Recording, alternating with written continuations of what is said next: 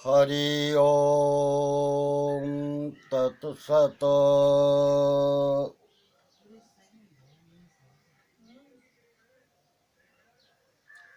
निराकार और साकार दोनों उपासनाएं होती हैं।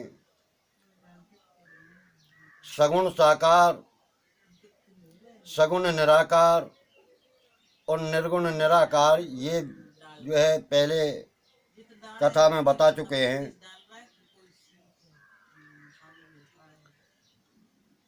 अब गीता जी में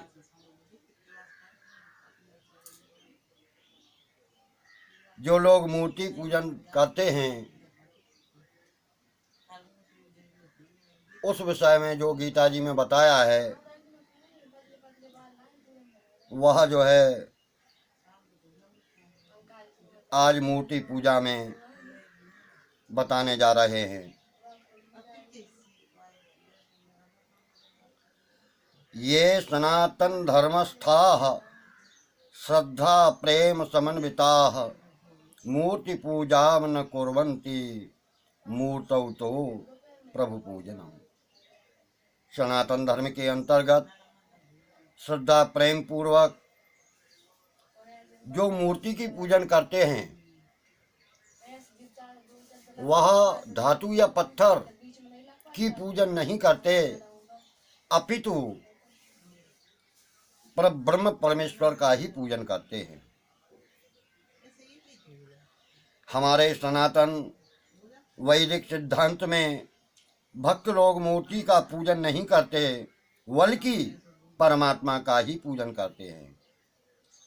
तात्पर्य यह है कि जो परमात्मा सब जगह परिपूर्ण है उनका विशेष ख्याल करने के लिए मूर्ति बनाकर उस मूर्ति में परमात्मा का पूजन करते हैं, जिससे सुगमता पूर्वक यानी सरलता पूर्वक परमात्मा का ध्यान, चिंतन, मनन, भजन, पूजन सभी होता है। अगर मूर्ति की ही पूजा होती तो पूजक के अंतर्गत यानी पूजा करने वाले का भाव पत्थर की मूर्ति का होना चाहिए था कि हम अमुक खदान से या अमुक पर्वत से निकाले गए पत्थर को अमुक व्यक्ति ने बनाया, अमुक व्यक्ति ने यहाँ स्थापित किया, हे पत्थर देवता तुम हमारा कल्याण करो। लेकिन ऐसा कोई नहीं करता। क्यों? कि पत्थर की या मूर्ति की पूजन नहीं करते, पर ब्रह्म परमेश्वर की ही पूजन करते हैं।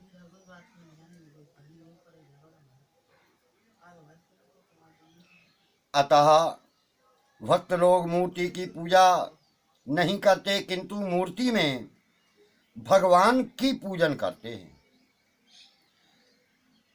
मूर्ति का भाव मिटा करके मूर्ति में भगवत भावना लाके कि ये साक्षात पर ब्रह्म परमेश्वर हैं, ऐसा भाव रखते हैं।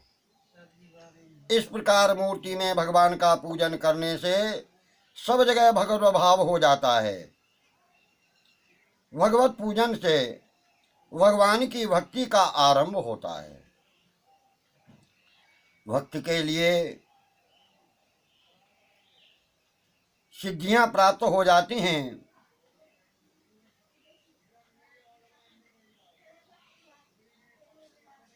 और इस प्रकार वह भगवान का पूजन करता है।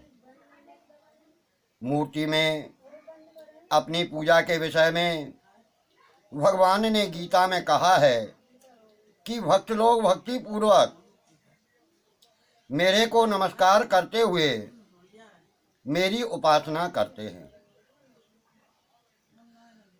ऐसा श्रीमद् भगवद गीता के 9वें अध्याय के 14वें श्लोक में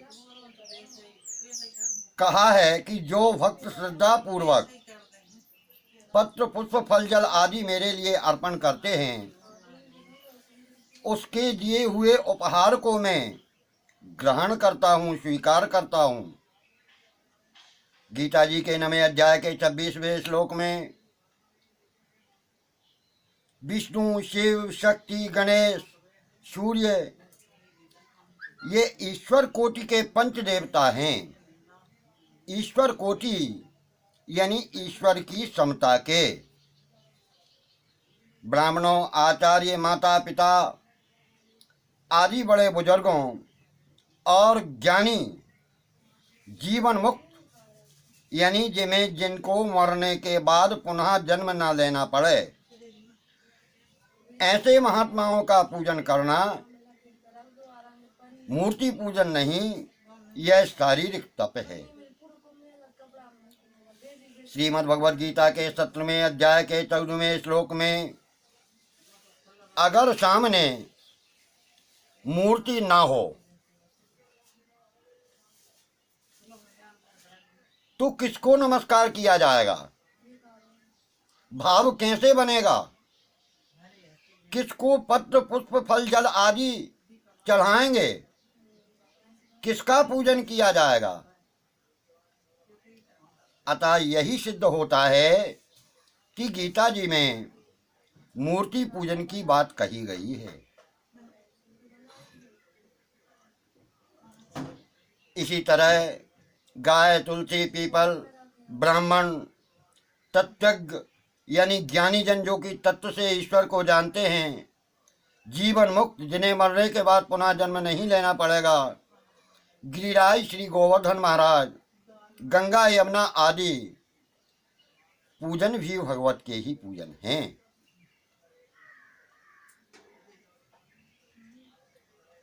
इनका पूजन करने से सब जगह परमात्मा हैं, यह बात सुगमता यानी आसानी से अनुभव में समझ में आ जाती है। अतः सब जगह परमात्मा अनुभव करने में आने लगते हैं। भगवान सब जगह परिपूर्ण हैं, ऐसा प्रायः सभी आस्तिक जन मानते हैं।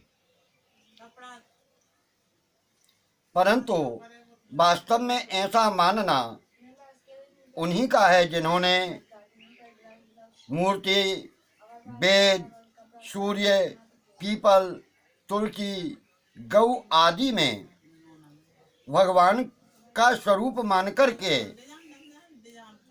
उनका पूजन किया है। अब भगवान किस प्रकार पूजन को स्वीकार करते हैं,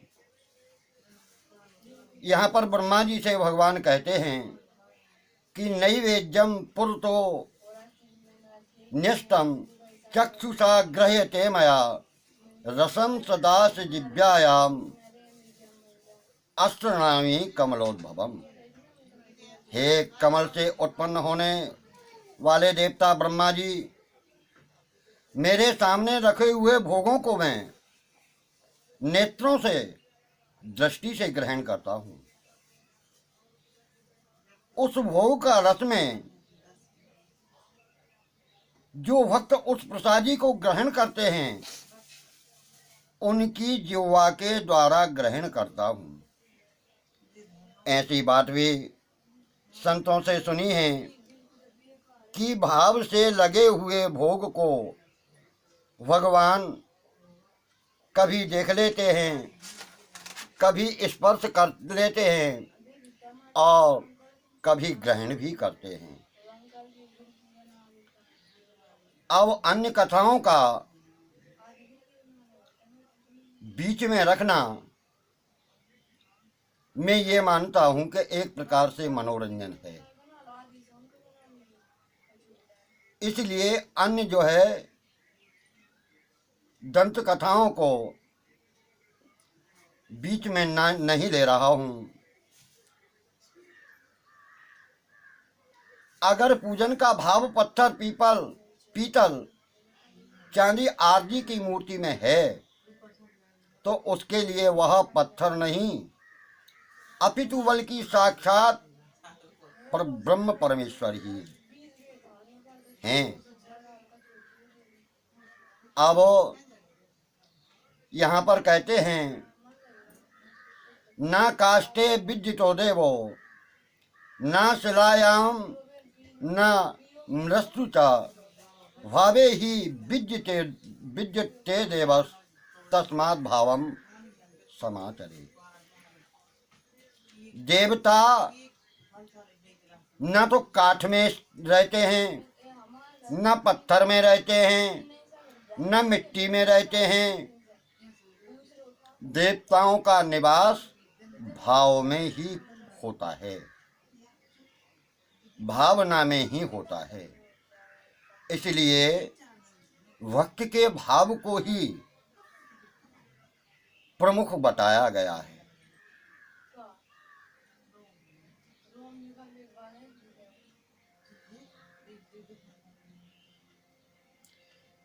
वास्तव में देखा जाए तो स्थावर जंगम आदि सब कुछ भगवत का ही रूप है। जितनी भी योनियां हैं सब में भगवान का स्वरूप है, जिनमें भाव गुण यानी भगवान के प्रति भावना ही प्रमुख है। उनको सब कुछ भगवत स्वरूप ही दिखता है। संसार में जो भी दिख रहा है उसे भक्त भगवान का रूप ही मानते हैं। परंतु जिनमें वस्तुगुण यानी संसार की भावना है उनको स्थावर जंगम किसी भी योनि आदि में हर चीज अलग अलग ही दिखती है। यही बात मूर्ति के विषय में भी समझ लेना चाहिए, क्योंकि भगवान ने कहा है भाव का भूखा हूँ मैं, भाव का भूखा हूँ मैं, भाव ही एक तार है, भाव बिन मेरी पूजा सर्वथा बेकार है। भगवान कहते हैं कि मैं केवल भाव का ही भूखा हूँ और सार वस्तु भाव ही है। बगैर भाव के यदि मेरी सारे संसार की सामग्री रख के भी पूजन कर दी जाए तो वह व्यर्थ है।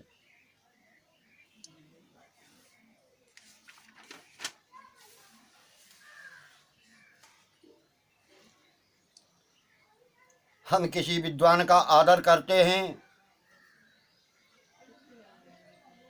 तो वास्तव में हमारे द्वारा विद्या का ही आदर हुआ है।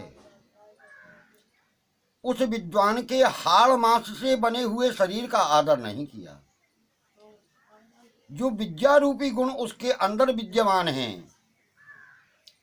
उसका आदर किया है। ऐसे ही जो मूर्ति में भगवान को मानते हैं उनके द्वारा भगवान का ही पूजन आदर हुआ है, मूर्ति का नहीं। अतः जो मूर्ति में भगवान को नहीं मानता उसके सामने भगवान का प्रभाव प्रकट नहीं दिखता, उस व्यक्ति के अंदर कोई विशेषताएं नहीं दिखती।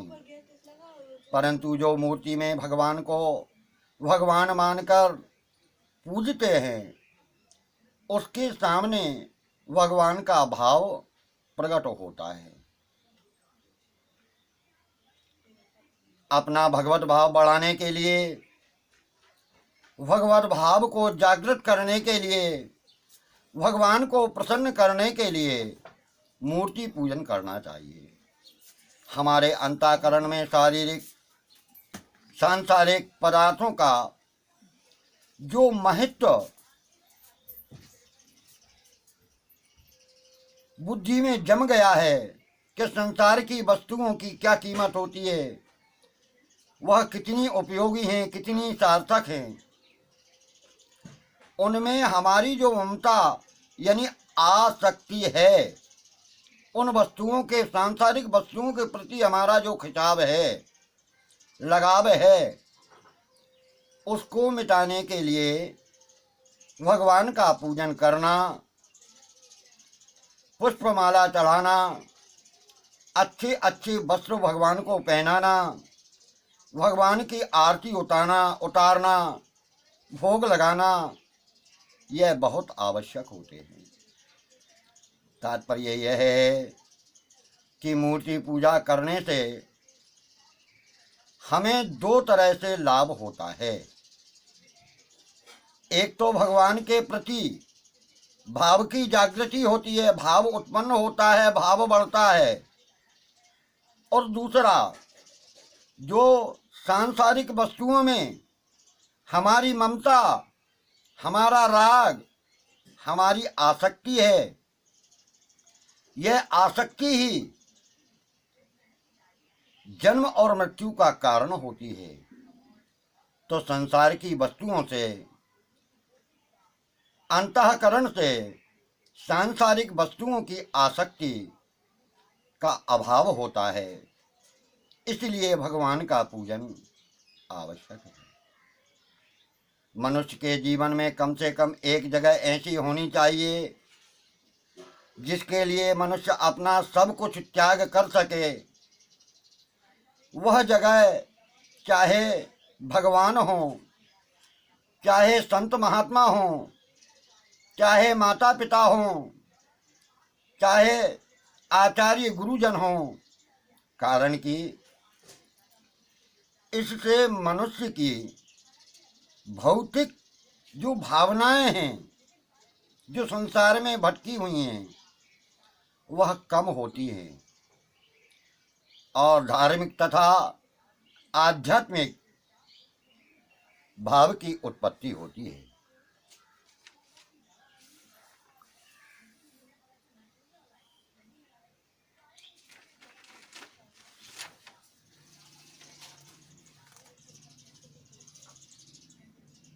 श्री कृष्ण शरणं मम। हरि ओम तत्सत्।